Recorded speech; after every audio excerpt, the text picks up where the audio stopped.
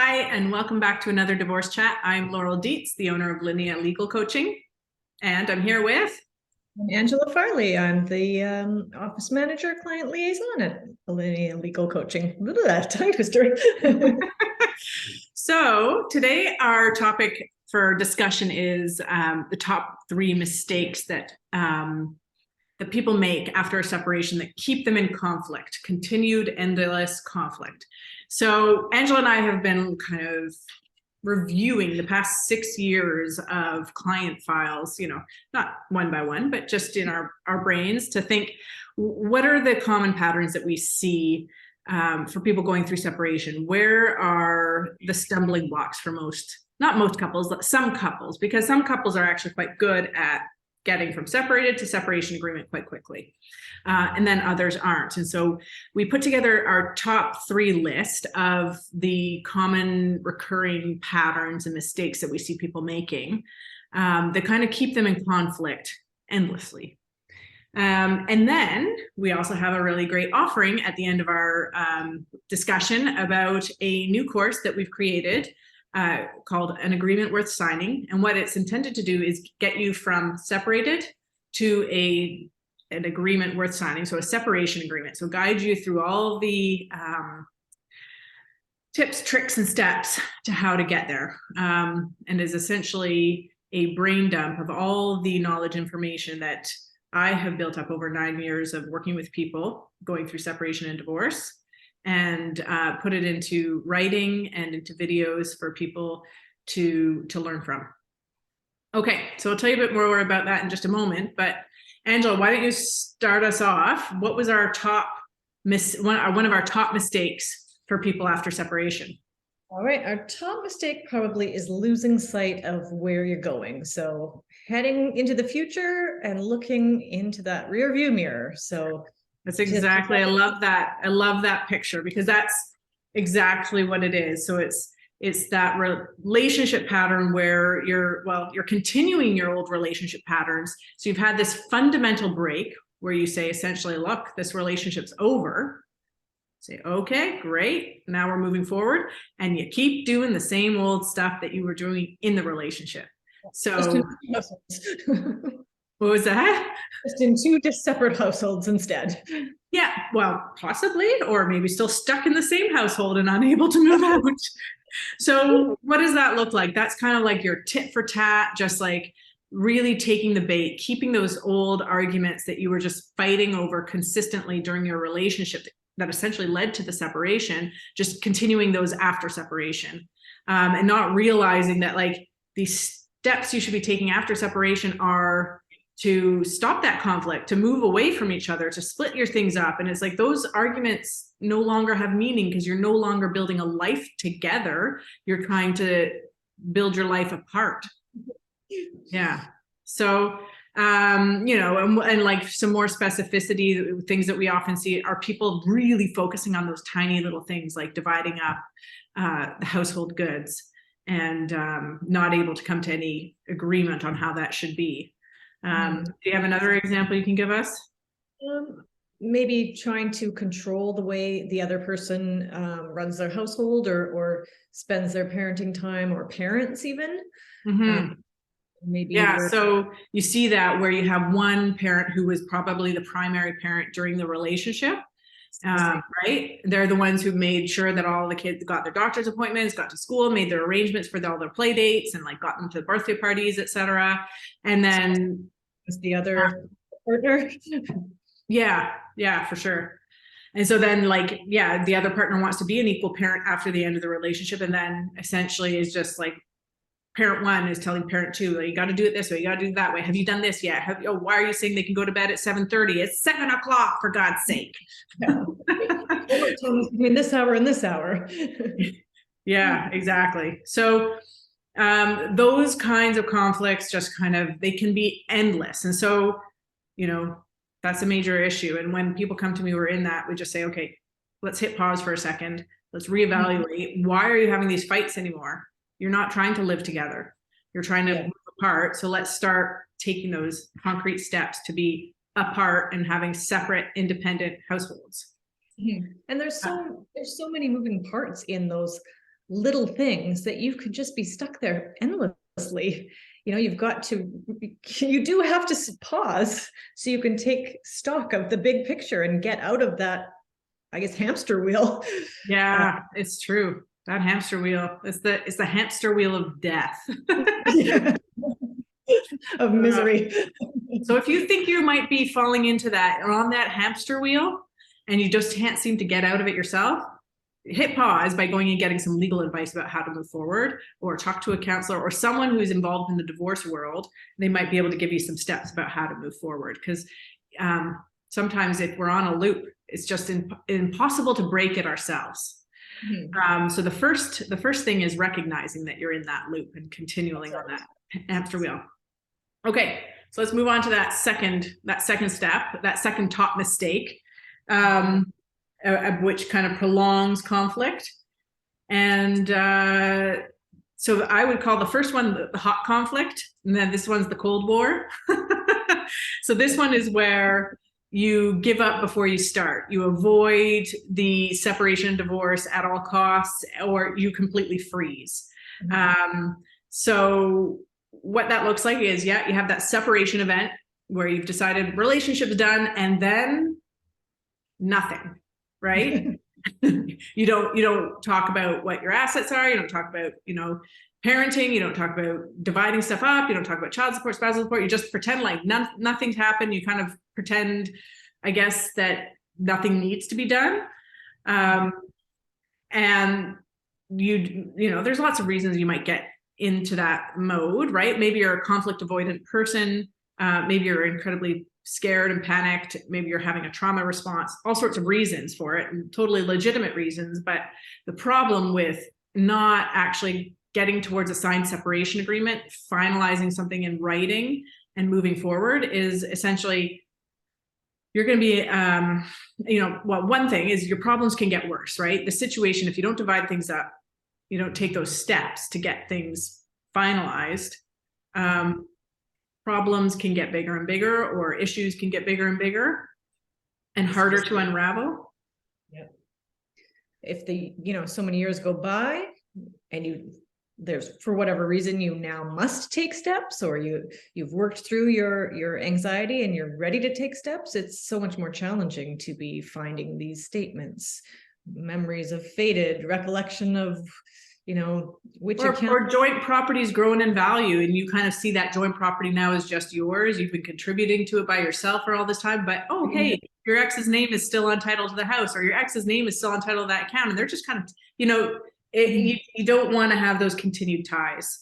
Or on the other hand, maybe the other party has the property and you're just avoiding, and what happens if the property gets defaulted on?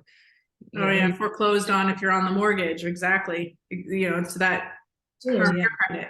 But then also means you can't move on with your life either, because typically you're not going to have enough credit to be able to buy your own property, right? If you wanted to do that, or you might want to move on with your life in a different way without wrapping up your old life, and then you can't. Yeah. Something so big as buying property, like with the prices of costs of mortgage and that sort of stuff, it could be something as simple as trying to purchase a new vehicle. Fair enough. Good point. So, and we often can see that sometimes where people are also just like, so I said, you're in freeze mode, you want to avoid the conflict, but it could be a situation where you're just not accepting the end of the relationship. It's too painful. And if you find that maybe you're in one of those circumstances, I would say, on top of getting some legal advice, that maybe getting some counseling or some therapeutic help to help you process and help you manage that on the emotional side, because there's only so much legal help can give you.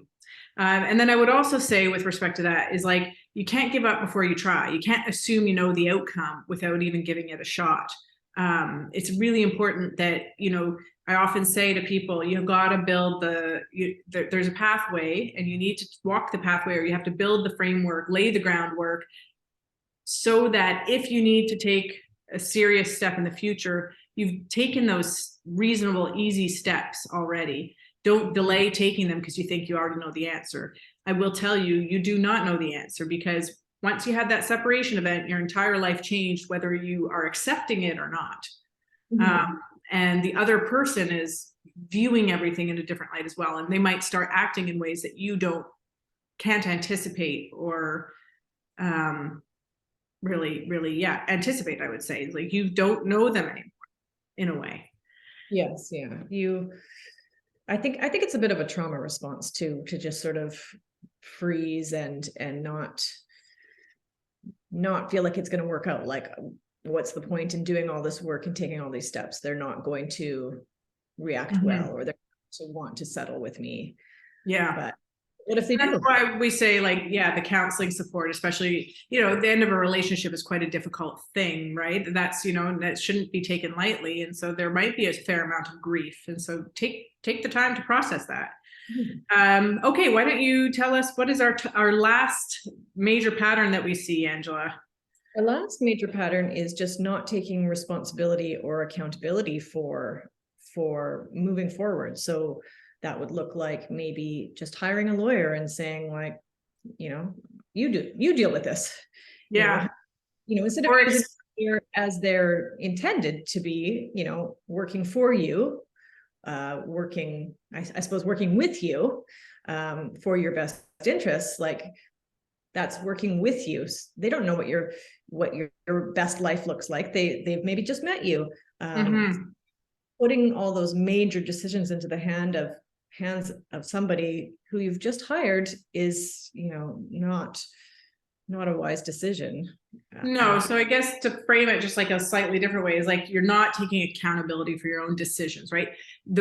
At the end of the day, when you're separating, you're building your own life, you need to make the decisions at the end of the day. Yes, you should be informed by a lawyer. Yes, you should get legal advice. That's best practice. That would be great if you can go and get that information for your advice for yourself. But you need to be the one who's making the decisions. So where you're going, Angela, with this, I think, is that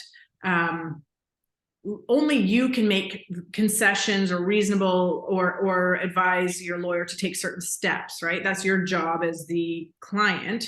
And your lawyer, if they're trying to instruct you what to do, they might be instructing you to take steps that you're not comfortable with taking, or pursuing things that you're not even interested in. And that will, of course, prolong conflict. And that's where we see files where people are spending $50,000, $100,000 on their lawyers, just fighting endlessly about stupid things. And it's not really like I'm trying to say that that's the situation in all of those cases, but certainly you often see that if you can get into a mediation, you can talk to your ex directly or what have you, then often things are resolved because both of you have a vested interest in moving on. And moving on in a way that, like, doesn't destroy both of your lives. Your lawyers, on the other hand, it's not that they're not living your life, right? They're trying to do their best by you to, like, pursue what they believe is best for you, but only you can advise them as to what is best for you. You need to make that decision. So maybe the opposite. So taking responsibility and being accountable would be working with a lawyer and talking to that lawyer about the different ways to resolve things, talking through the different options. Okay, maybe it is mediation, maybe it's negotiation, maybe it's, talking to them, getting the information from them, going home, thinking about it, educating yourself on what that's going to look like for yourself. So using the lawyer in a responsible way, being accountable, using them as help, as legal advice, as not as a shield. Yeah, that's right. Not as a total barrier to protect you from the outside world, but as a tool to educate yourself. So then that's the other thing. Another way, like, not taking responsibility or accountability for your decisions is, in your let's say you're parenting, and instead of educating yourself about how to be a responsible co-parent after a separation. And I will tell you that parenting after separation looks a lot different than parenting within a relationship that's a married couple or a together couple. It's a lot different, and there are different ground rules, and it requires a bit of an education if you haven't been through a separation before. And you'd be surprised at, like, very well-meaning, very well-educated parents, like good parents, often fall into simple mistakes, right? Because nothing prepares you for parenting after a separation. So you do have to take responsibility and accountability and educate yourself. And that's essentially the same with using any lawyers or any resolution tool. You have to educate yourself a bit about it, and know that at the end of the day, the buck stops with you. It's your life. You need to be the one making decisions, and decisions that are right for you. So those are the top 3 mistakes that we see people, or even top 3 traps people fall into after a separation. And as I said at the beginning, we put together a course, and the course is an online course that's intended to help you get from separated to an agreement worth signing. And that's the name of the course, an agreement worth signing. So that it teaches you essentially tricks, tips, all the steps that you need to know to learn to negotiate or mediate your own separation agreement. So I'll just tell you, there's different modules. The first module is preparing to negotiate. So we spend a lot of time on the preparation piece because that's the education piece. That's where you learn about, figuring out how to set your goals and assess the situation. And so that's taking your high level overview on your own. We go through a piece on how to effectively communicate, to minimize conflict, take the emotion out of things. And then only after we kind of get through those very basic processes do we get into how do you actually start the negotiation? How do we have that opening conversation? And in the course, I actually give you some words that if you're unfamiliar with, or just don't even know how to invite the person to mediation because it's such a foreign concept, that I give you words to put into an email for you. And then within the negotiation, we talk about how do you negotiate effectively in these really emotional situations. How do you put together a proposal? How do you make your proposal a successful proposal? What not to do during a negotiation. And then we talk about mediation, how to use mediation. And then there's also modules on specific issues, like, which battles do you pick essentially? Do you argue every point, or do you choose them more selectively? How do you deal with a spouse who's avoidant? How do you set your boundaries in a really high conflict situation? How do you deal with your ex's lawyer if you're dealing with them directly? And then, in the course for any BC residents, we also provide legal information that's useful to anyone going through a separation and divorce in BC. So the course is, how much are we charging for that, Angela? Charging $197 plus tax. So we want to keep it accessible to everyone. And I did want to point out, you said the last module has some legal advice for BC people. Legal information. It becomes legal advice when it's one-on-one, but it's information. Yeah. Information. So that sounds like people outside of BC can use this, but for the legal information. Yeah, that's right. So the course is about actually the process, and it's essentially everything that I've learned in 9 years of practicing about getting from separated to a separation agreement. I try to distill sort of a brain dump of all those tools and processes and things that I've learned to guide people how they can start, so teach them those tools so that they can use them for themselves. Because essentially I would say that, like, if I was working with a client one-on-one and teaching them these things individually, they'd probably spend up to $5,000 working with me one-on-one to kind of get from point A to point B in this course. I'm not saying everybody needs every aspect of this course, because there's certainly going to be things that are specific to parenting. There's going to be things that are specific to maybe more high conflict situations, but I try to cover a vast array, kind of touch on the major issues that, most people at least encounter one or an aspect of it, right? And the communication tool is actually really useful because it deals with the very common communication pitfalls people fall into and gives you some better wording for how to avoid those situations, or how to get right the train after it's been fallen off the tracks, I suppose. Yeah, so the idea behind the course is 197 plus tax. So it's supposed to be accessible to the average consumer. and we feel that at that price point it is. It's not a replacement for one-on-one legal advice, but hopefully what it will do is reduce the amount of legal advice that you might need specific to your case, or in some cases it might be sufficient for you to complete your separation or divorce with no legal advice. But I do often recommend, even throughout the course, I recommend areas at which point you might seek further legal advice and support. Mm-hmm. The way, I mean, I think the course is a great tool, and I can see that it would help a lot of our coaching clients, especially at the beginning stages, to be able to sort of stretch out their legal budget a little bit longer. So, you know, instead of having to have, you know, multiple longer appointments with you, where you sort of do that education piece as well as give the specific legal advice, I feel like this course is going to do a lot of that educating, and then they'll only need to meet with us for the little bits of legal advice, and or maybe understanding the advice and just not needing shorter appointments, because they have that bit of education already under their belt. So it gives you that backbone to be able to implement the steps that your lawyer, or, you know, that I would give you in a one-on-one call. So you don't have to keep calling back to be like, what was that again? How do we do this again? You have that course to refer to. Yes. Anyway, if that sounds like something that might be of interest to you, we'll put a link in the description of this video. We are going to be promoting this course a little bit more. Anyway, if you click on that link, it'll take you to a landing page where you can enroll for the course.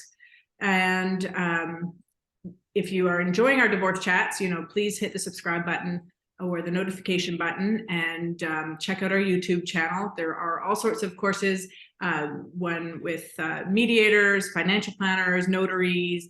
We're going to do some with real estate agents, as well as just Angela and I talking about common issues that come up after separation and divorce, so that, you know, you might feel a little less alone, a little less isolated, and know that, you know, there are a lot of other people going through your situation, and there are ways to deal with things. And even if there isn't a way to deal with it, sometimes it's just nice to hear people talk about it. Yeah, you're not going through it alone. Absolutely not. Okay, well, take care, and we wish you all the best. Bye, everyone.